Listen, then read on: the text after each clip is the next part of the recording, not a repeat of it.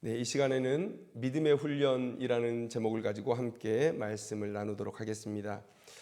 오늘 우리가 계속해서 보고 있는 히브리서 본문은 히브리서 기자가 유대인 그리스도인들에게 기록한 서신이라고 제가 말씀을 드렸습니다. 이 초대교회 때에 유대인 그리스도인들에게 나타난 그런 배교의 그런 모습들을 보면서 그들의 모습을 경계하고 또 더 나은 본향을 소망하면서 끝까지 믿음의 경주를 해낼 것을 당부하는 그런 귀한 서신이죠. 그리고 지난주에 그런 연장선에서 믿음의 많은 선진들의 이야기를 하면서 이 히브리서 기자가 아주 간절한 마음으로 초대교회 성도들의 믿음의 삶을 독려했던 것을 우리가 볼 수가 있었습니다. 오늘 본문은 이제 징계에 대해서 오늘 히브리서 기자가 얘기하고 있는데요. 오늘 우리가 이 징계의 말씀 속으로 들어가기 전에 먼저 이 징계의 개념을 우리가 잘못해서 책망하다, 제재를 가한다 이런 제한된 의미로 받아들이지 않았으면 좋겠습니다. 물론 이런 의미도 맞습니다. 그러나 조금 더 우리가 폭넓게 하나님의 훈련, 하나님의 가르치심, 교육, 훈육 이런 개념으로 함께 봤으면 좋겠습니다. 만약에 우리가 이렇게 이 말씀을 본다면, 물론 이 말씀 조금 있다가 저희가 원어에 대한 얘기도 잠깐 하겠지만 우리가 이렇게 봤을 때 오늘 본문의 의미가 조금 더 풍성해질 수 있습니다. 5절 말씀을 한번 보면 내 아들아 주의 징계하심을 경히 여기지 말며 그에게 꾸지람을 받을 때에 낙심하지 말라 이렇게 말씀하고 있는데요. 만약에 우리가 징계를 뭔가 잘못했을 때 받는 제재로 우리가 이해한다면 뒤에 있는 꾸지람에 대한 얘기와 그 동의어 반복이 되겠죠. 그래서 강조하는 개념으로 우리가 이것을 받아들일 수 있는데 만약에 이것을 하나님의 훈육에 대한 관점 또 하나님의 훈련에 대한 관점으로 우리가 이것을 보게 된다면 이 하나님의 훈련과 또 그 훈련을 따르지 못했을 때의 하나님의 책망, 꾸지람 이런 교육의 전 과정을 얘기하고 있는 것이기 때문에 조금 더 의미가 풍성해질 수가 있다는 것이죠. 그래서 오늘 우리는 이 징계의 의미를 생각할 때 단순히 잘못해서 받는 그런 책망, 제재의 개념이 아니라 하나님의 믿음에 대한 교육 또 영성에 대한 훈련 이런 개념으로 우리가 봤을 때 좀 더 의미가 풍성해질 줄로 믿습니다. 자, 우리가 본문으로 들어갈 텐데요. 히브리서 기자가 이제 믿음의 인내에 대해서 쭉 이야기를 한 이후에 이제 이 히브리서를 읽는 독자들을 다시 현실로 데리고 오는 것을 볼 수가 있습니다. 그리고 그들에게 얘기하기를 자 4절 말씀 한번 보도록 하겠습니다. 너희가 죄와 싸우되 아직 피 흘리기까지는 대항하지 아니했다 이렇게 얘기하고 있습니다. 뭔가 이 히브리서 기자는 지금 유대인 그리스도인들 그들을 볼 때 뭔가 그들의 싸움이 만족스럽지 않다라는 뉘앙스를 오늘 보여주고 있는데 그러면 어떤 싸움에 대해서 만족스럽지 않았느냐? 그것은 자 너희가 죄와 싸우되 이 죄가 무엇인지에 대해서 우리가 알아야 될 필요가 있을 것입니다. 그 힌트는 3절에 있죠. 너희가 피곤하여 낙심하지 않기 위하여 죄인들이 이같이 자기에게 거역한 일을 참으신 일을 생각하라. 예수 그리스도에 대해서 얘기한 것입니다. 예수님은 죄인들의 속죄를 위해서 자신을 드리기 위해서 이 땅 가운데 오셨는데 그 죄인들이 계속해서 예수님께 거역하는 모습을 보고 죽으시고 부활 승천하셨다는 거예요. 그 예수님의 그 믿음과 사명에 대한 인내를 기억했으면 좋겠다라는 그런 당부거든요. 그러면 7절에서 이들이 죄와 싸웠다라고 말할 때 이 죄는 무엇이냐면 예수님이 보여주셨던 믿음과 사명의 삶을 쉽게 포기했던 그런 유대인 그리스도인들의 모습을 언급하고 있는 것이라고 우리가 생각할 수 있습니다. 우리가 이렇게 이해할 때 히브리서 기자의 계속된 그런 주장의 일관성을 찾게 되는 것이죠. 단순히 어떤 도덕적인 죄악을 얘기하는 것이 아닙니다. 배교의 죄악, 배교의 죄악, 그리고 그들의 믿음의 길에서 속히 다른 길로 옮겨가는 그런 모습들을, 그런 가벼운 모습들을 얘기하고 있다라고 말하고 있는 것이죠. 그래서 너희들이 죄와 싸우되 아직 피 흘리기까지는 대항하지 않았다라고 하는 표현은 히브리서 기자가 볼 때 그들이 하나님에게서 믿음의 훈련을 받았을 때 그 믿음으로 충분히 그 시련들을, 그 시험들을 돌파해낼 수 있는데 그들이 싸워볼 생각도 하지 않고 돌아서 버렸다라는 거예요. 백기투항해버렸다는 것입니다. 그런 쉬운 결정, 가벼운 결정에 대해서 히브리서 기자가 책망하고 있는 것을 말하고 있다는 것입니다. 우리가 이 대목에서 고린도전서 10장 13절의 말씀을 좀 깊이 묵상할 필요가 있을 것이라고 생각이 듭니다. 고린도전서 10장 13절의 말씀은 어떤 말씀입니까? 사람이 감당할 시험 밖에는 너희가 당한 것이 없나니 오직 하나님은 미쁘사 너희가 감당하지 못할 시험 당함을 허락하지 아니하시고 시험 당할 즈음에 또한 피할 길을 내사 너희로 등이 감당하게 하시느니라. 여러분, 이 말씀을 우리가 좀 깊이 있게 묵상할 필요가 있습니다. 어떤 분들은 이 말씀을 믿고 하나님이 내게 주시는 시험은 매우 가볍고 쉬울 것이라 이렇게 생각하는 분들이 있습니다. 그런데 이런 주장은 쉽게 깨지는 것이, 여러분, 우리가 살아가면서 겪는 믿음의 싸움, 여러분들 항상 그렇게 쉽게 승리하십니까? 쉽게 하나님의 믿음의 시험을 통과하고 계십니까? 우리가 정직하게 반응할 수 있다면 아니라고 얘기할 것입니다. 너무 어려웠다라고 얘기하실 것입니다. 자, 그런데 이 말씀을 우리가 어떻게 받아들여야 되느냐? 하나님은 믿음이 연약한 자에게 큰 시험을 요구하시지는 않으십니다. 그 수준에 맞는 시험을 요구하시고 다음 시험을 주시기 위해서는 그들을 성장할 수 있는 그런 믿음의 자원들을 허락하고 계시는 것을 우리가 볼 수 있다는 것이죠. 우리가 아브라함의 이야기를 보면 아브라함은 갈대아 우르에서 하나님과 교제하면서 하나님의 뜻을 따를 것을 결단하고 갈대아 우르를 떠나서 가나안 땅으로 왔습니다. 그런데 아직 그가 하나님을 경험할 수 있는 기회가 많이 없었어요.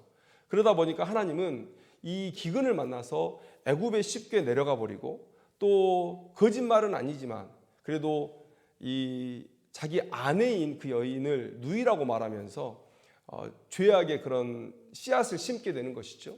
그런데 이런 하나님 앞에 믿음이 없는 모습을 보이는 아브라함을 하나님께서는 책망하지 않으시고 묵묵히 인도해 주시는 모습을 우리가 창세기서에서 볼 수가 있습니다. 왜 그렇습니까? 하나님이 판단하실 때 아직은 아브라함에게 이만한 믿음을 요구할 단계가 아니라는 것을 알고 계셨기 때문이죠.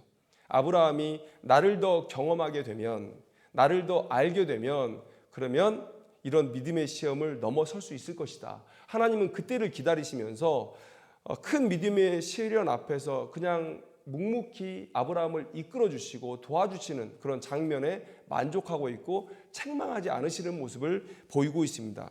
여러분, 출애굽의 역사를 우리가 잠깐 보면 하나님께서 이 이스라엘 백성들에게 큰 믿음을 요구하지는 않으셨어요. 이미 이스라엘 백성들에게 10가지 재앙을 통해서 하나님을 믿지 않을 수 없는 상황을 만들어 주셨죠. 그리고 홍해를 지나서 시내산까지 오는 동안에 하나님은 물론 책망을 하시되 그들에게 누구도 심판을 내리신 적이 없습니다. 그저 묵묵히 그들을 시내산으로 이끌어 주셨던 것이죠. 아직은 그들에게 큰 믿음을 요구할 단계가 아니라는 것을 하나님께서 알고 계셨기 때문입니다. 자, 그러면 하나님은 감당하지 못할 시험 당함을 허락하지 않으신다.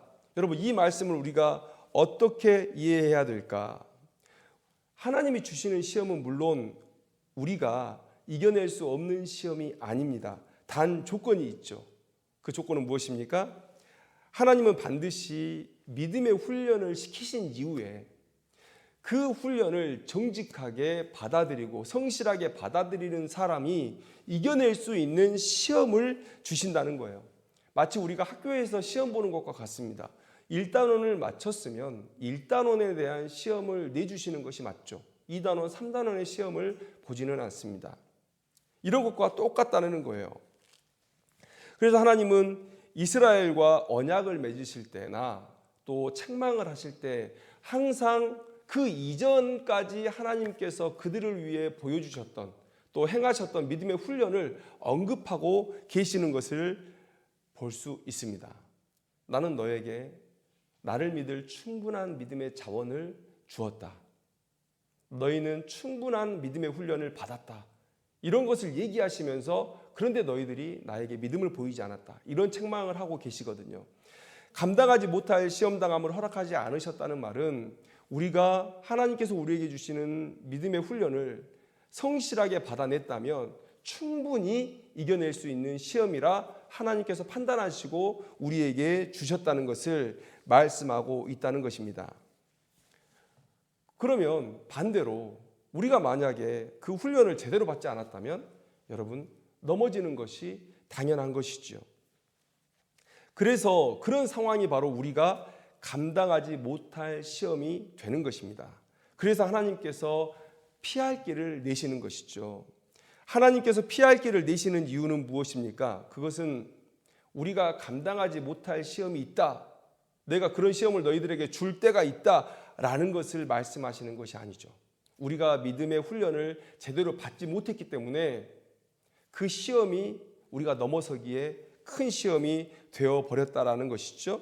그래서 피할 길을 내신다라는 이 표현은 뭐냐면 우리가 넘어지려고 할 때, 우리가 믿음의 훈련을 제대로 받지 못해서 하나님께서 당연히 뛰어넘을 거라고 생각했던 그 믿음의 시험을 앞에 두고 우리가 넘어지려고 할 때, 포기하려고 할 때 그냥 가만히 두면 반드시 100% 포기할 수 있는 그런 상황에서 하나님께서 오셔서 우리를 도우셔서 넘어서게 하시고 쓰러지지 않게 우리를 붙잡아 주신다는 것이죠.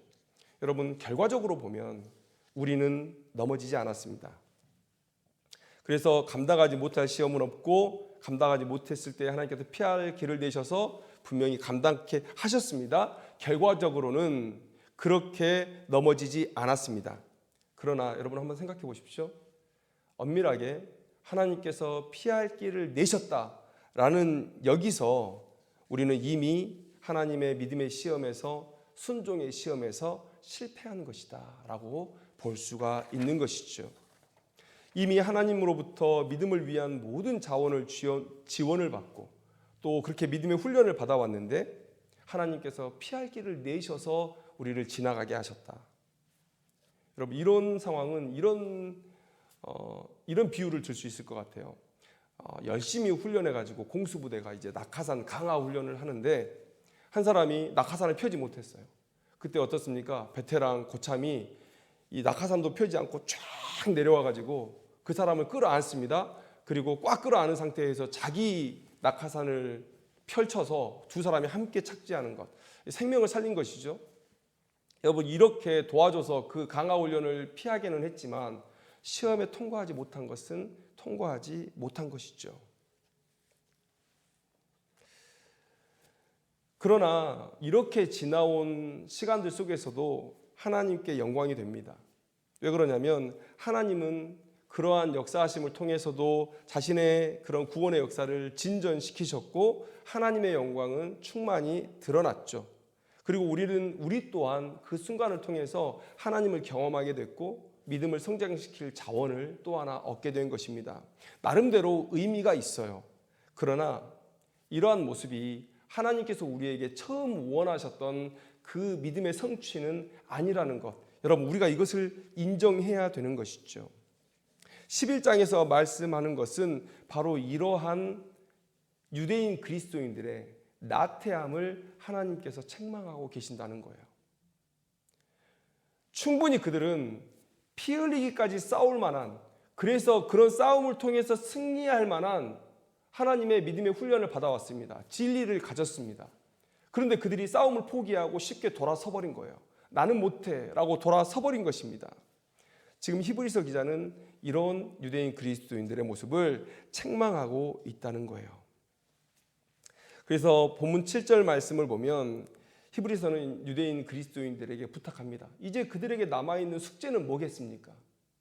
믿음의 배교를 멈춰라 라고 히브리서 기자가 지금 계속해서 선포해 왔습니다. 그리고 나서 그들에게 주문하는 게 뭐예요? 그들이 실패할 수밖에 없었던 원인, 그 원인을 제거해야죠. 자, 5절 말씀 보겠습니다. 또 아들들에게 권하는 것 같이 너희에게 권면하신 말씀도 잊었도다. 그리고 나서 쭉 얘기합니다. 왜 주의 징계를 경히 여겼냐? 왜 꾸지람을 받을 때에 낙심했느냐? 이것이 그들이 믿음으로 하나님의 시험을 통과하지 못했던 이유가 되는 것이죠. 그래서 히브리서 기자는 그들에게 이제 이렇게 살아라라고 방법을 제안합니다. 그것이 바로 7절의 말씀이죠. 너희가 참음은 징계를 받기 위함이라. 이 본문의 번역이 조금 어렵습니다. 그런데 우리가 원어를 보면 에이스 파이데이안 휘포메네테라는 이런 헬라어인데 단순해요. 훈련의 자리에 머물러 있으라는 얘기입니다. 훈련을 위해서 훈련의 자리에 계속 머물러 있어라. 여러분, 우리가 성경을 쭉 보면 하나님은 정말 교육 전문가십니다. 참으시고 온전한 가르침을 주시고 그 성과가 나타날 때까지 기다리시고 안 나타날 때 책망하시면서 다시금 교훈하시고 끌고 가시고, 정말 하나님은 교육의 전문가다라는 생각을 우리가 이 성경을 읽으면서 하게 되는데요. 여러분, 이 히브리서 기자는 그런 하나님을 신뢰하고 그 교육의 자리에 계속 머물러 있으라고, 믿음을 포기하지 말고 그 훈련의 자리에 계속 머무르라고, 그래야 믿음의 승리가 있을 것이라고 지금 권면하고 있는 것입니다. 여러분, 쉬운 훈련이 어디 있겠습니까? 쉬운 훈련이 어디 있겠어요? 하나님은 지금 우리의 믿음의 도약을 바라고 계십니다. 왜냐하면 우리가 당해야 할 시험이 지금까지 당한 것보다 더 크고 더 어려운 것이기 때문에 하나님은 우리의 믿음의 도약을 바라고 계신 거예요. 우리의 극한을 뛰어넘는 새로운 믿음을 요구하고 계시는 것입니다. 그런데 그런 일을 위한 이 훈련이 어찌 쉬울 수가 있겠냐는 거예요. 여러분, 우리가 올림픽에 참가하는 운동선수들을 한번 보십시오. 내가 나의 기록을 생각할 때 내 기록으로는 예선 통과하기도 힘들다, 아니면 금은 동메달 그 기록에 현저히 미치지 못한다라고 할 때 여러분 어떤 방법밖에 없습니까? 자기를 극한으로 몰아세우는 것이죠.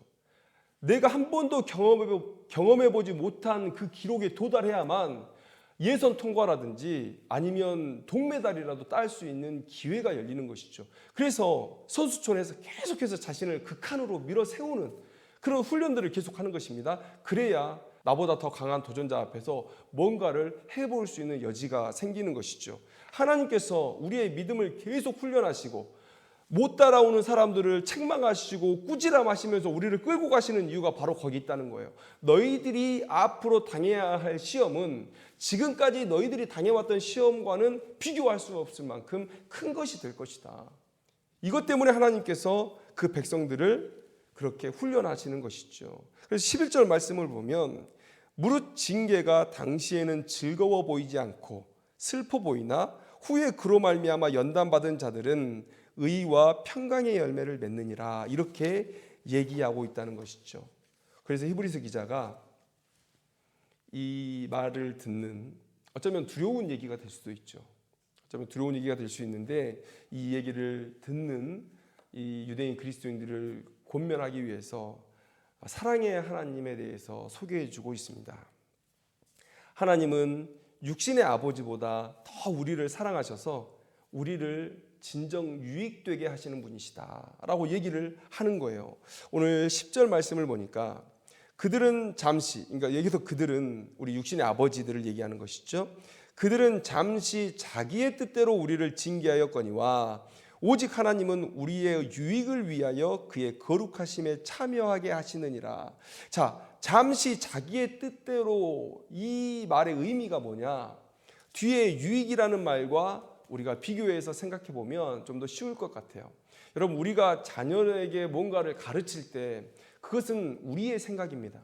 내가 살아왔던 세상에서 이렇게 살았더니 잘 됐더라, 그런 생각일 뿐이에요. 자기의 경험에 기반한 생각입니다. 그런데 우리의 그런 생각조차 우리 아이들에게 해로운 것이 될 수 있습니다.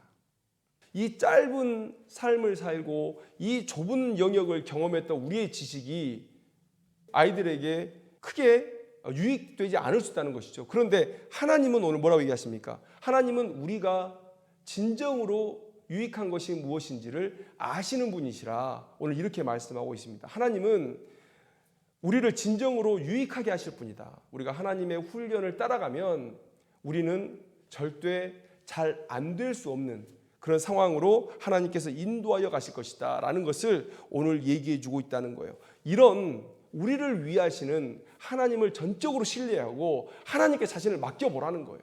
지금 히브리서 기자는 지금 그런 얘기를 하는 것입니다.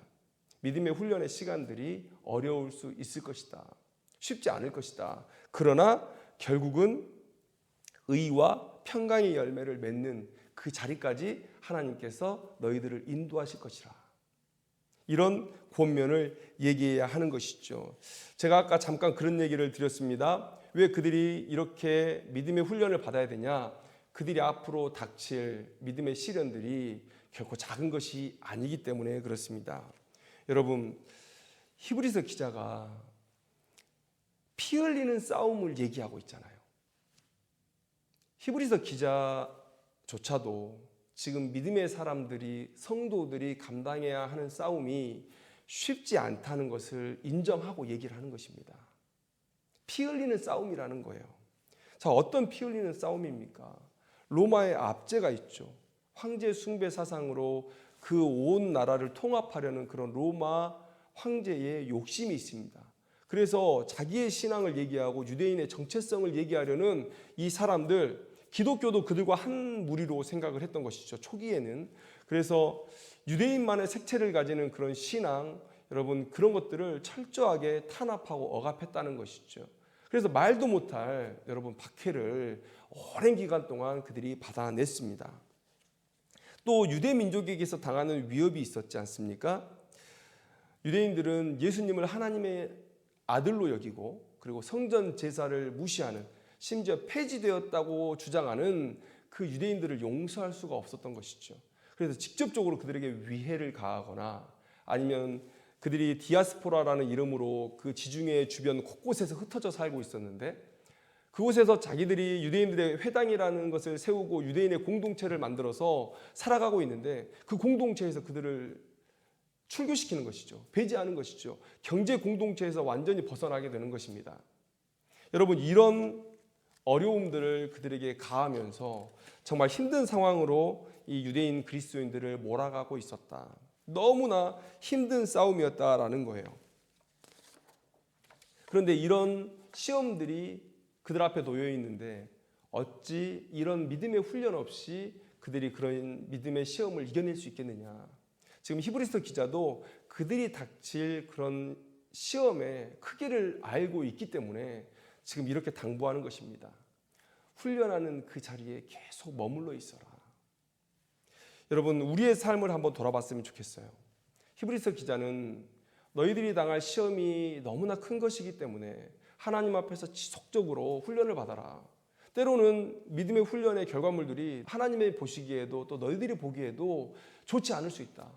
그래서 하나님의 책망을 들을 수도 있지만 그러나 사랑의 하나님을 믿고 붙들고 그 자리에 계속 머물러 있어라. 그것밖에는 방법이 없다라는 것을 지금 얘기하고 있는 거예요. 자, 여러분, 우리가 처한 상황은 어떻습니까?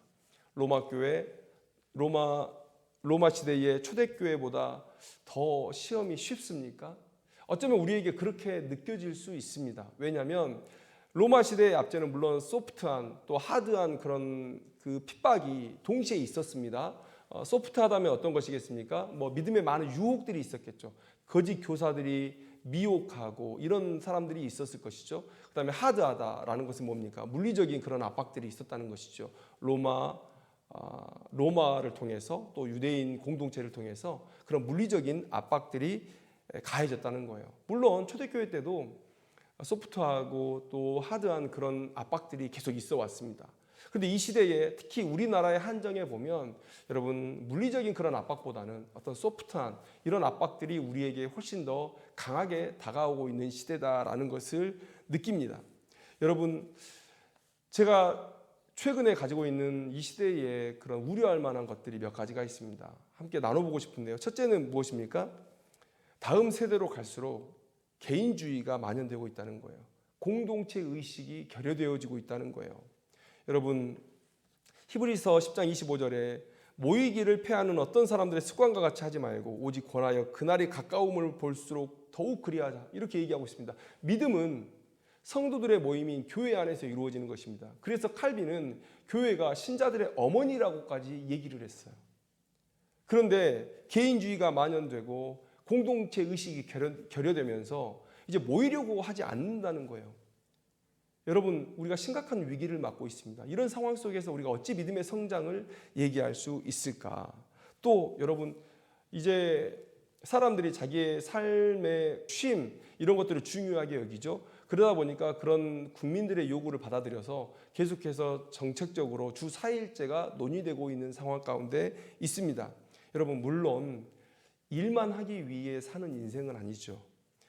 그렇게 노동을 했다면 그 노동에 대한 보상이 개인에게나 또 가족들에게 돌아가야 된다고 저도 생각을 합니다. 그런데 과연 우리가 이런 주 4일제라는 이 혜택을 믿음을 위해 사용할 수 있는 그런 영적 실력을 갖추고 있느냐라는 거예요. 주 4일제가 되면 너무 좋습니다. 넉넉하게 쉬고 또 노동에 대한 보상을 그렇게 누리고 가족과 화목하고 레저나 여가를 즐길 수 있고 삶이 더욱더 윤택해질 것이고, 그런데 여러분, 이런 주 4일제 안에서 우리가 과연 하나님의 시간을 따로 떼어놓고 하나님을 섬기는 시간을 따로 태워놓고 여러분 이럴 만한 우리의 영적 실력이 갖추어져 있냐는 거예요. 여러분, 이것을 우리가 진지하게 고민해 봐야 되는 것이죠. 만약에 그런 영적 실력이 없이 그저 이러한 혜택을 우리가 누리게 된다면 여러분, 우리의 믿음의 무너짐을 더욱더 가속화시키는 그런 일들이 벌어질 수 있다는 것이죠. 여러분, 코로나의 거리두기가 이제 끝나가고 있습니다. 물론 코로나의 종식을 기대했지만 이제 위드 코로나의 시대를 살아가게 되었습니다. 이것도 또한 다행이죠. 그런데 어느 학자들이 얘기할 때 2년 동안 우리가 코로나의 시간들을 지내왔는데 이제 다시는 코로나 이전의 삶으로는 돌아갈 수 없을 것이다 라고 말하는 사람들이 있습니다. 그러면 우리가 예배적인 관점에서 이 상황을 얘기해 본다면 이제 온라인 예배를 드리는 것에 아무런 거리낌이 없는 세대가 된다는 것이죠. 이렇게 예배가 온라인으로 대체되어지고 성도들이 그것을 아무 불편함 없이 받아들이게 된다면 또한 이것도 우리의 믿음을 무너뜨리는 그런 도구가 될 수밖에 없다라는 것이죠. 과연 우리는 정말 코로나 이후를 준비하고 있습니까? 여러분, 또 코로나 이후에 부익부 빈익빈이 더욱더 심해졌다고 하죠. 부자들은 돈이 돈을 만들어주는 거예요. 지금 어제 제가 뉴스를 보니까 젊은 사람들이 이제 퇴사한답니다. 일할 사람을 찾을 수가 없대요.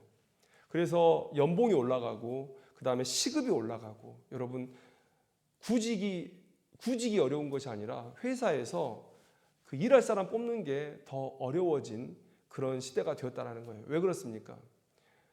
집값이 어느 날 갑자기 2억 3억씩 올라가는 거예요. 비트코인이 막 1000% 이렇게 올라가는 거예요. 사람들이 내가 일을 해서 한 달에 200만 원, 300만 원 버는 것에 의미를 두지 못한다는 겁니다. 사람들이 일찍 은퇴를 해버린대요. 그런데 가난한 사람들은 어떻습니까?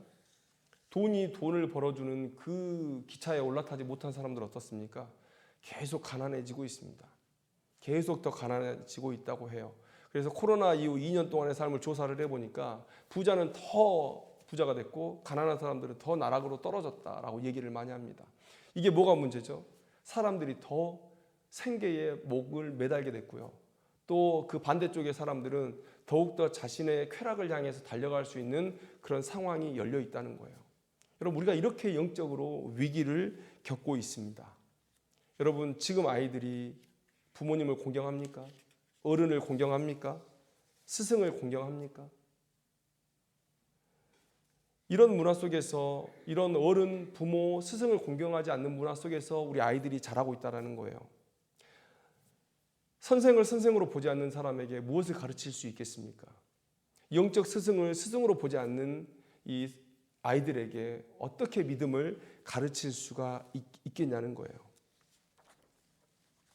여러분, 이런 위기 속에 우리가 살아가고 있습니다. 여러분, 이것 하나하나를 생각할 때 하나의 문화만 있어도 우리의 믿음이 곤두박질 칠 수 있는 이런 상황인데, 정말 많은 요소들이 우리의 믿음을 위협하고 있는 시대에 여러분, 우리가 맞이하고 있다는 거예요. 이런 때에 우리가 이 히브리서 기자보다 더 강력하게 믿음의 훈련을 얘기해야 되지 않을까요?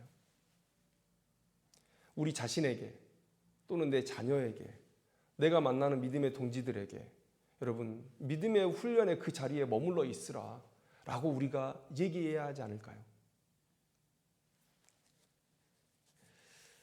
오늘 이 히브리서 기자의 귀한 권면을 우리가 듣기를 원합니다. 11장에서 믿음의 많은 사람들을 얘기해 주고 그렇게 유대인 그리스도인들에게 믿음을 권면했던 이 히브리서 기자가 그 믿음의 선진들이 과연 어떠한 삶을 통해서 그러한 믿음을 보여냈는가, 그렇게 믿음의 시험을 통과했는가라고 얘기할 때 오늘 이 본문을 얘기하고 있는 거예요. 그들은 하나님의 훈련의 자리에서 하나님께서 시키시는 그런 훈련을 성실하게 받아왔다는 거예요. 여러분, 우리가 소리쳤으면 좋겠습니다. 누구야? 내 이름을 불러가면서 누구야? 너는 그런 것에 마음 두지 말고 믿음의 자리에 머물러 있어라. 그 훈련의 자리에 머물러 있어라 라고 선포하고 또 은혜의 자리를 그렇게 사모하며 찾아가는 우리 성도님들이 다 되기를 주님의 이름으로 축원합니다. 기도하겠습니다.